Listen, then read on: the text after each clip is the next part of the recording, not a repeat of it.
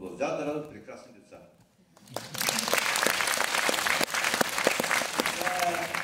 Аз ще споделя съвсем накратко. Първо съм безкрайно благодарен на екипа, че направя някакви обикновени хора неща, които изглеждат супер добре. Браво!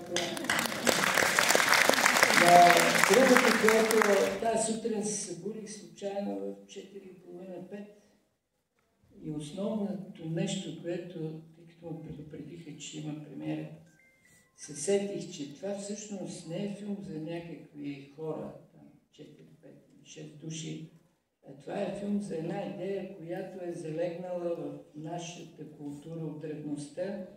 Това е идеята, че знаещия човек е повече от безгрешния и всъщност това е една добра илюстрация и затова целият екип се е справил много добре. Тази идея е още от древността, когато Сократ са го питали кое е по-добре, да бъдем морални или да бъдем знаещи. И той е казал, знанието е повече от морала. И всъщност този филм не е представен на...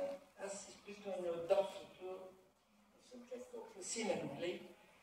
Мускулес или даже, но това, което ми остана в съзнанието, докато гледах филма, виждах тази идея, че наистина жертвата на човека без път не е подвиг. Това е една стара истина, че мъдростта е нова култура, която се утвърждава от българската духовност. Това, че ние, това, което Тео направи и това, което режисьора, оператора и целият екип са схванали, това е наистина една бъдеще, което много ме развълнува мене и смятам, че това е филм за една идея, а не за хора.